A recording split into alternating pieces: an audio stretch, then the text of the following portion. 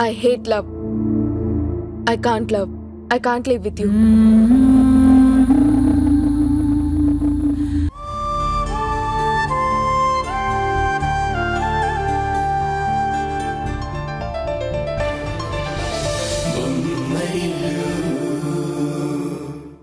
ఇన్ని రోజులు ఉషా క్యారెక్టరే తేడా అనుకున్నాను. ఇప్పుడు కిరణ్ కూడా ఇలా తయారయ్యాడు అంటే సావాస దోషమేమో. అలాంటి దోషాలేవి మా సంజయ్కి అంటుకోనందుకు నువ్వు సంతోషపడమ్మా. కిరణ్ ఉషల గురించి మీ అత్తయ్యకి కాకపోయినా నాకు బాగా తెలుసు. ఆ ఫోటో గురించి నువ్వు ఎక్కువ ఆలోచించొద్దు. మాకేదో కొత్త విషయం చెప్పాలని ఫీల్ అవ్వద్దు. నీ మంచి కోసమే చెప్తున్నాను. మతిలేని విషయాల గురించి గతి తప్పి ఆలోచించకు. వెళ్ళమ్మా.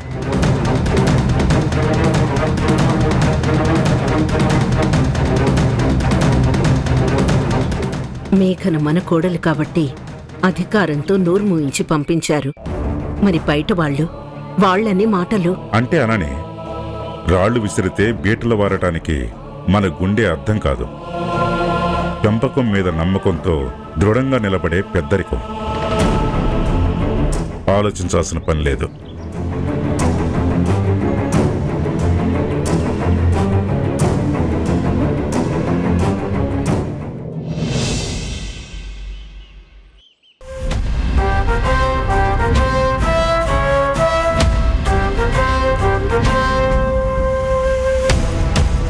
బాధపడకు పల్లవి.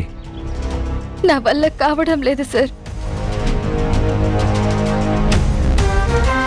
ఏ ఆడపిల్లకి రాని కష్టం నాకే వచ్చింది. ఏ పాపం ఎరగని నా బ్రతుకు మలినమైపోయింది. ఏ తప్పు చేయకుండా ఒక నింద మోస్తూ జీవితాంతం బ్రతకాలి. నీ బాధను అర్థం చేసుకోగలనమ్మా. కిరణ్ ఫోన్ చేసి జరిగిందంతా చెప్తే షాక్ అయ్యాను. నీ పరిస్థితి ఇలా ఉంటుందని తెలిసే ధైర్యం చెప్దామని వచ్చాను. అలాంటిది నా మాట కూడా వినకుండా ఇలా ఏడుస్తూ కూర్చుంటే ఎలా పల్లవి? గుండెల్లో బాధకి కన్నీరు తప్ప బయటకొచ్చే వేరే దారే కనిపించడం లేదు సార్. అమ్మా నాన్న లేని దాన్ని, అందరికీ మంచి జరగాలనుకునేదాన్ని నన్నెందుకు ఇరికించారో, నా క్యారెక్టర్ని ఎందుకు నాశనం చేయాలని చూస్తున్నారో, అసలు దీని వెనక ఎవరున్నారో ఏమీ తెలియడం లేదు. ఇంకెవరు? నాకు తెలిసి ఇదంతా ఆ శంకర్ పని అయి ఉంటుంది.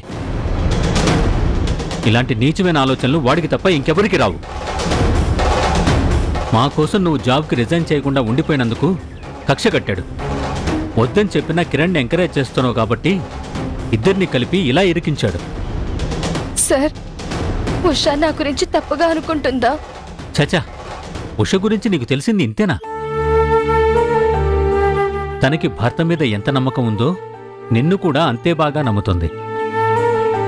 ఆ విషయంలో నీకు ఏ అనుమానం అక్కర్లేదు. ఉషా లాంటి వైఫ్ దొరకడం కిరణ్ లక్, ఒంటరిగా పుట్టడం నా బ్యాడ్ లక్. మా ఇద్దరి ఫోటో చూసిన ప్రతి ఒక్కరి చూపులో ఎన్నో అనుమానాలు, ఏవేవో ప్రశ్నలు నన్ను తలెత్తుకొనివ్వకుండా చేస్తున్నాయి. నా కాన్ఫిడెన్స్, నవ్వు అన్నీ దూరం అవుతాయి. లేదు పల్లవి, ఏదీ దూరం కాదు. 4 గోడల మధ్య బతికే మన గురించి మనం ధైర్యంగా ఉండాలి కానీ నలుగురు మనుషులు చేరి ఏమనుకుంటారు అని మనం కుంగిపోకూడదు. నీకేం అభ్యంతరం లేకపోతే కొన్ని రోజులు మా ఇంటికొచ్చి ఉండొచ్చు కదమ్మా. వద్దు సార్, నేను ఇక్కడే ఉంటాను. ఊహ తెలిసినప్పటి నుంచి కష్టాలు, కన్నీళ్లు నాకు కొత్త ఏం కాదు. కాకపోతే ఇది కొంచెం పెద్ద కష్టమే. అయినా కానీ ఒంటరిగా మర్చిపోయే ప్రయత్నం చేస్తాను. నీ మాట నీదే కదా. సరే కానీ బాధపడకో, అన్నీ అవే సర్దుకుంటాయి.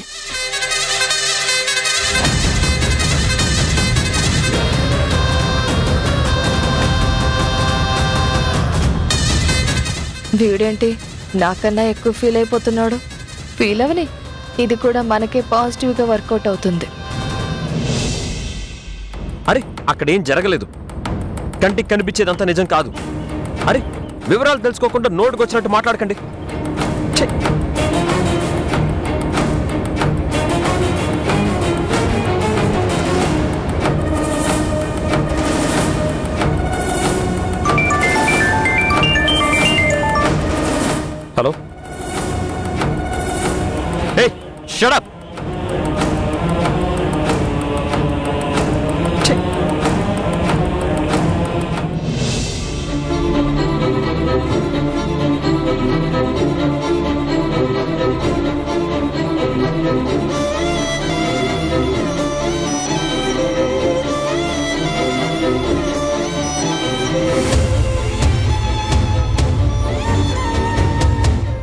ఏమైందండి?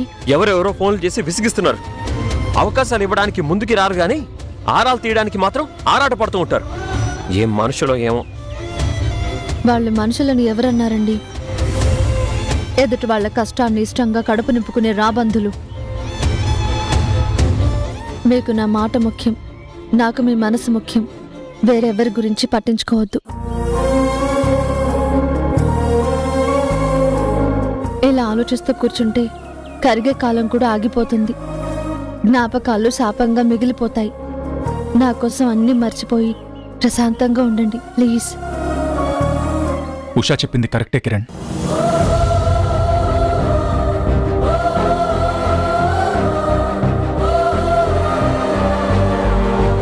అన్నయ్య, ఉషా చెప్పినట్టు పీస్ ఆఫ్ మైండ్తో ఉండు.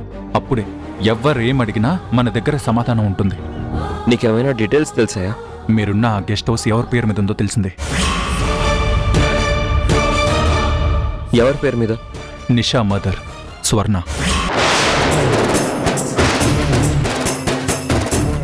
స్వర్ణనా? ఎస్. అంటే ఈ ట్రాప్ అంతా వాళ్ళ పనేనా? నా అనుమానం కూడా అదే. నిజం తేల్చడానికి ఆ ఇంటికి వెళ్తే కమిషనర్తో ఫోన్ చేయించి నన్ను అక్కడి నుంచి పంపించి తప్పించుకున్నారు. ఆ ఫ్యామిలీ ఏంటన్నయ్య నా మీద ఇంత పగ పెంచుకున్నారు?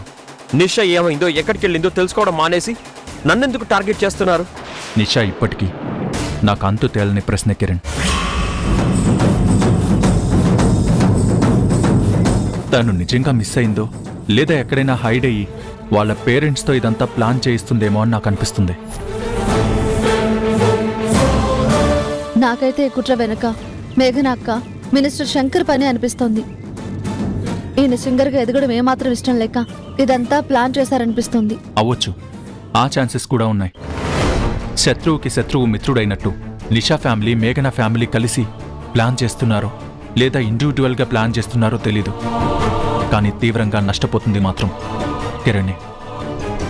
నేనొక్కడనే కాదు, పల్లవి కూడా. ఎందుకు ఎప్పుడు పల్లవినే సపోర్ట్ చేస్తావు? నాకు పల్లవి మీద కూడా డౌట్గా ఉంది. అసలు ఏం మాట్లాడుతున్నావు అన్నయ్య? నీ పోలీస్ బుద్ధి పల్లవి మీద చూపించుకో. తను చాలా మంచిది. అవును బావగారు, ఈ విషయంలో నేను కూడా ఆయనకే సపోర్ట్ చేస్తాను. పల్లవి మీద ఏ డౌట్ పడక్కర్లేదు. నిజం తేలే వరకు నా దృష్టిలో అందరూ అనుమానితులే ఉషా. అందరూ వేరు, పల్లవి వేరు. నీకు ఫస్ట్ నుంచి తన మీద పాజిటివ్ ఒపీనియన్ లేదు, అందుకే ఇలా మాట్లాడుతున్నావు. సర్లే, ఇప్పుడు మన మధ్య ఆర్గ్యుమెంట్స్ ఎందుకు కానీ అన్నీ మర్చిపోయి ప్రశాంతంగా ఉండు. వీలైనంత త్వరగా దీని వెనక ఎవరున్నారో నేను తెలుస్తాను. వస్తానమ్మా, ఉంటానరా.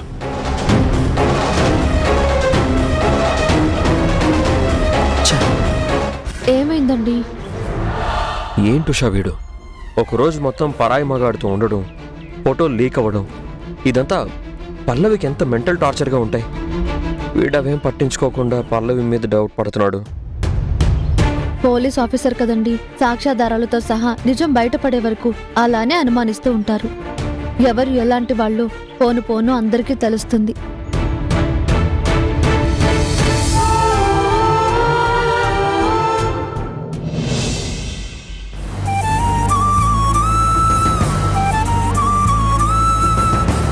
కిరణ్ పక్కన వేరే అమ్మాయి, ఒళ్ళు తెలియకుండా ఫోజులు, చుట్టూ మందు బాటిల్స్. అసలు మన కుటుంబం ఏంటి, మన పరువు ప్రతిష్టలేంటి? ఎంత ఇంట్లో నుంచి వెళ్ళిపోయినా వాటి గురించి ఆలోచించాలి కదా. మరి ఇంత దారుణమా?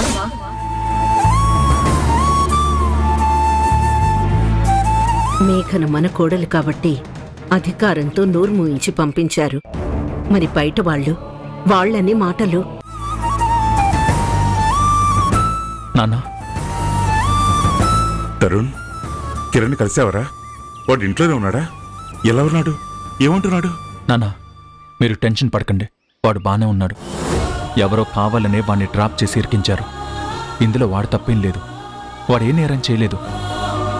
వాడి లైఫ్కి, ఫ్యూచర్కి, కెరియర్కి ఏ ప్రాబ్లం ఉండదు కదా? ఉండదు నాన్న, నేనున్నాను కదా. అబ్బో, ఏం చేసినా తమ్ముణ్ణి కట్టుకున్న పెళ్ళాన్ని సమర్థించడంలో నీ తర్వాత ఎవరైనా. ఫ్యామిలీ అంటే నమ్మకం. మనుషుల్ని నమ్మే వాళ్ళకి, ఆ బంధాల విలువ తెలిసే వాళ్ళకే ఇది అర్థమవుతుంది. అంటే నాకు మేఘన్కి తెలీదు అనుకుంటున్నావా? వచ్చావా? ఇంకా కొంగు పట్టుకుని రాలేదేంటా అనుకున్నాను. తరుణ్, ఊరుకుంటావా? మీరు నా భార్యకి చేసిన ద్రోహం ఎప్పటికీ మర్చిపోలేను. చేసిన తప్పుకి క్షమాపణలు చెప్పకపోగా అవకాశం దొరికినప్పుడల్లా గొడవలు పెట్టుకుంటావా?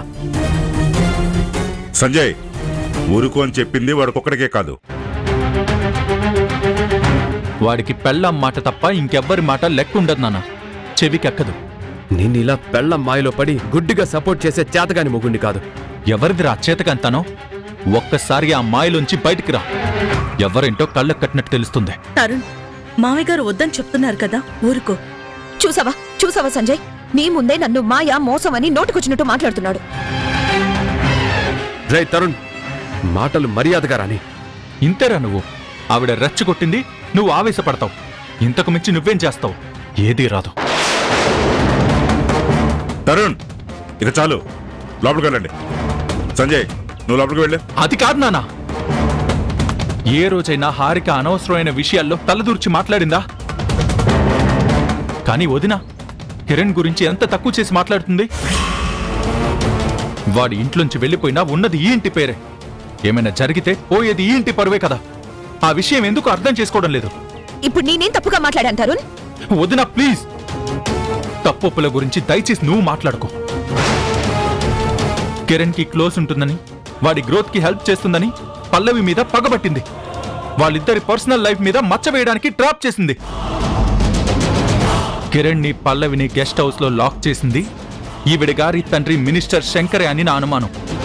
నీ మాటలు అనుమానంగా లేదు, నిజంగా ఆయనే చేసినట్టు చెప్తున్నావు.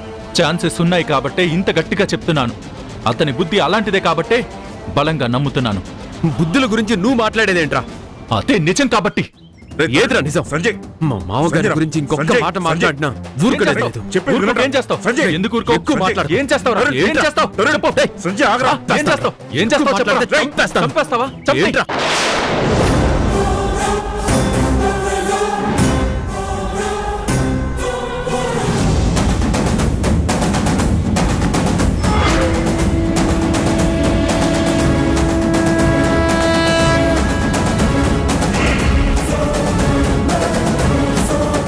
ఆగండి.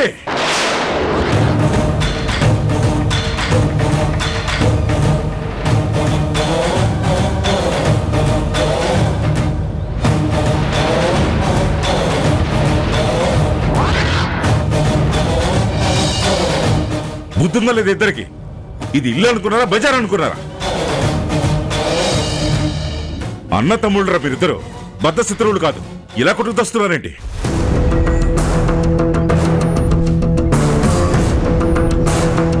కలిసి ఉండడం చేత కాకపోతే మాట్లాడుకోకుండా సైలెంట్ గా ఉండండి. అంతేకాని ఇలా కాలర్లు పట్టుకుని కొట్టుకుని స్టేజ్కి వెళ్ళకండి. మీరు సృష్టిస్తున్న ఈ దరిద్రాన్ని చూడటానిక మేము ఇంకా బ్రతికున్నది.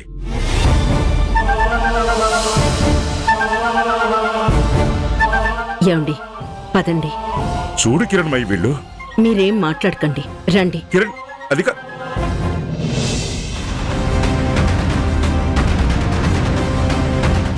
ఇంకా ఇక్కడెందుకు ఉండడం? పదండి.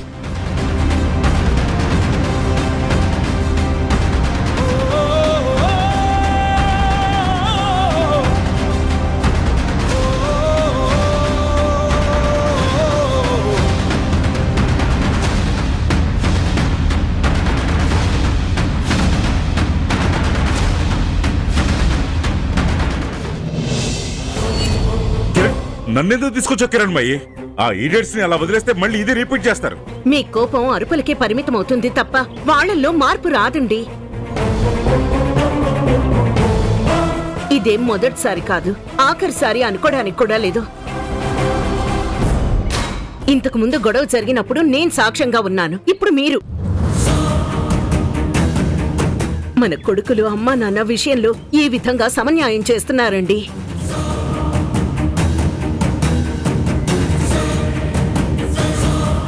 రక్తం పంచుకు పుట్టిన వాళ్ళు రాక్షసుల్లా తయారవుతున్నారు. అడ్డుపడకపోతే ఒకరినొకరు చంపుకునేలా ఉన్నారు. ఒకటి ఇంటికి దూరం అయ్యాడు, మిగిలిన ఇద్దరు ఇంటి విలువలను దూరం చేస్తున్నారు. మేఘన మాటల వల్ల గొడవ మొదలైంది. సంజయ్ రావటం వల్ల తరుణ్తో వాదన పెరిగి కాలర్లో పట్టుకునేంత వరకు వచ్చారు. వాడు ఆగలేదు, వీడు తగ్గలేదు.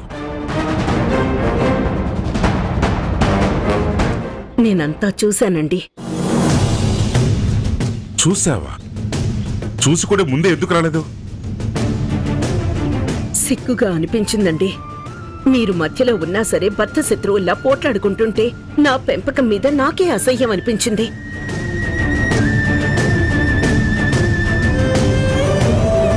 అమ్మా నాన్న అంటే లెక్కలేని వాళ్ళు మాటలకి లొంగరు, చేతులకి భయపడరని ఈ రోజే నాకు అర్థమైంది.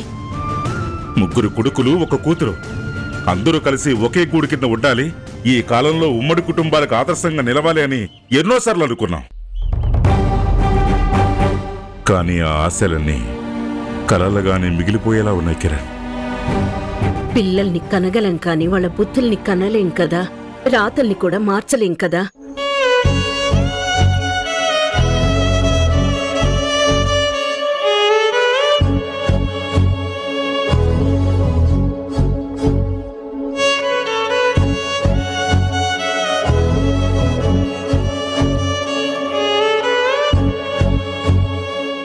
మారుద్దాం, రాతకోతలు మొదలు పెడదాం. ఇన్నాళ్ళు వయసుకు మించి కష్టపడింది, కోట్లు సంపాదించింది కొడుకుల మధ్య కొట్టాటలు రావటానికి కాదు.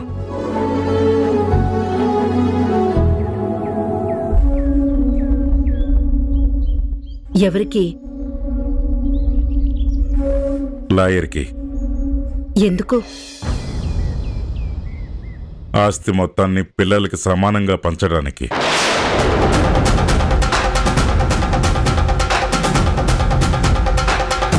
ఇప్పుడు పంపకాలు ఎందుకండి? ఆవేశంలో నిర్ణయం తీసుకోవద్దు.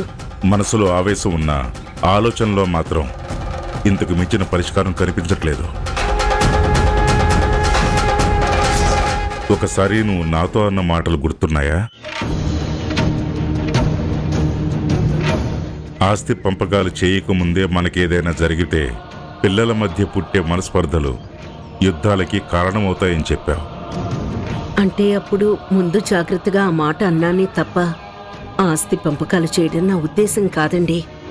నీ ఉద్దేశం ఏదైనా ప్రస్తుత సమస్యలకి అదే పరిష్కారం.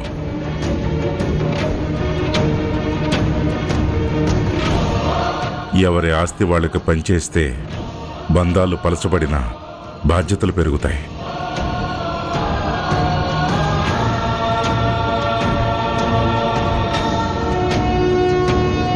కలిసి బ్రతకకపోయినా కొట్లాటలు తగ్గుతాయి. ఇది నా అభిప్రాయం. మరి నీ మనసులో ఏముందో చెప్పు. అమ్మ మనసు కదండి, ప్రేమకి తప్ప దేనికి చోట్లేదు.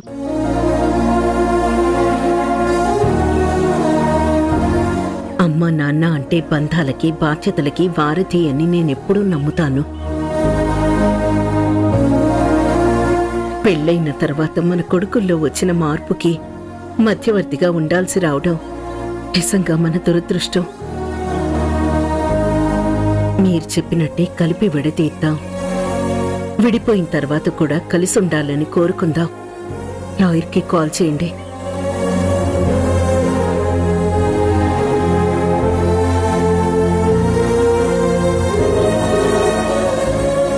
తేజ గారు నమస్తే. నమస్తే రాఘవ గారు, మీతో చిన్న పనుండి కాల్ చేశాను. అయ్యో, చెప్తే నేనే ఇంటికి వచ్చి కలిసేవాడిని కదండి. కలిసి మాట్లాడేది కదా లాయర్ గారు, విడదీసే విషయం గురించి మాట్లాడాలని మీకు కాల్ చేశాను. విడదీయడమేంటి సార్? దేని గురించి మాట్లాడుతున్నారు? ఇప్పటి వరకు మేము సంపాదించింది మొత్తం మా స్వార్జితం. ఇప్పుడు అది పిల్లలకి పంచాలని నిర్ణయించుకున్నాం. ఏంటి సార్ ఇది? 40 సంవత్సరాల నుండి నేను మీ ఫ్యామిలీ లాయర్గా ఉన్నాను. కలిసి ఉండాలని కోరుకునే మాటలే విన్నాను తప్ప ఫస్ట్ టైం ఆస్తి పంపకాల గురించి వినాల్సి వస్తుంది. ఇప్పటికే ఆలస్యం అయిపోయిందండి. ఇప్పుడు కూడా పంపకాలు జరగకపోతే చంపుకునే పరిస్థితులు ఎదురవుతాయని భయంతో చేశాం. ప్రాబ్లం ఏంటో చెప్పండి సార్. ఒక లాయర్గా ఏదైనా హెల్ప్ చేయగలనేమో నేను ప్రయత్నిస్తాను. రక్తం పంచి కన్న మా వల్లే కాలేదు. లా చదివి కోర్టులో వాదించే మీ వల్ల కూడా కుదరదండి. మేడం, అది అందరి ఇళ్లలోలా మా అబ్బాయిల ఆస్తి కోసం కొట్టుకోవడం లేదు. ఇంకా చెప్పాలంటే మా వాళ్ళకి డబ్బు అవసరమే తప్ప ఆశ లేదు. మేము ఆరోగ్యంగా ఉన్నప్పుడే ఈ ప్రాసెస్ జరిగిపోతే అందరికీ మంచిదని ఈ నిర్ణయానికి వచ్చాం. అది కాదు మేడం. పెద్ద అబ్బాయి బిజినెస్ చూసుకుంటున్నాడు, రెండో అబ్బాయి ఏసీపీ, మూడో అబ్బాయి ఇంటికి దూరమైన సింగర్గా ఇప్పుడిప్పుడే సెటిల్ అవుతున్నాడు.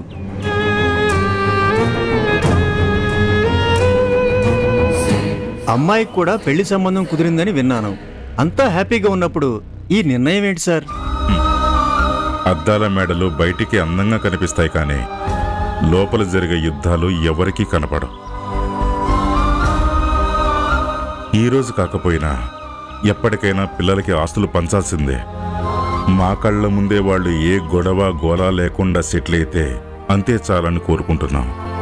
మేడం, మీరైనా ఒకసారి ఆలోచించి 40 ఏళ్ల మా కాపురంలో ఆయన మాట నేను వింటాను. నా అభిప్రాయాన్ని ఆయన గౌరవిస్తారు. ఇద్దరం కలిసి తీసుకున్న నిర్ణయం ఇది. ఇందులో ఏ మార్పు లేదండి. సారీ మేడం, ఒక వెల్ విషర్గా మాట్లాడాను. మీ పర్సనల్ విషయాలు ఓవర్గా ఇన్వాల్వ్ అయినందుకు I'm very sorry. Lawyer, doctor ఈ ఇద్దరు ప్రొఫెషన్స్ నమ్మకం మీద నడుస్తుంది. ఓపెన్గా మాట్లాడే హక్కు మీకుంటుంది. సో మీరు సారీ చెప్పాల్సిన అవసరం లేదు. మా ఆస్తులు ఎక్కడున్నాయో ఎంతున్నాయో అన్నీ మీకు తెలుసు. మొత్తం సమాన భాగాలు చేసి డాక్యుమెంట్స్ ప్రిపేర్ చేయండి. అంతవరకు వస్తే ఏం చెయ్యాలో, ఎవరిని ఎలా కంట్రోల్ చేయాలో నాకు తెలుసు. ఆస్తి మొత్తం లీగల్గా మీ ఇద్దరి పేరు మీద ట్రాన్స్ఫర్ అయిపోయింది. లీగల్ గా ఏ ఇష్యూ రాదు కదా? ఛాన్సే లేదు మేఘనా. మొత్తం వెరిఫై చేసే మీకు ఇచ్చాను. వాళ్ళెంత కష్టపడ్డా మీకు సొంతమైన ఆస్తిని తిరిగి తీసుకోవడం ఇంపాసిబుల్.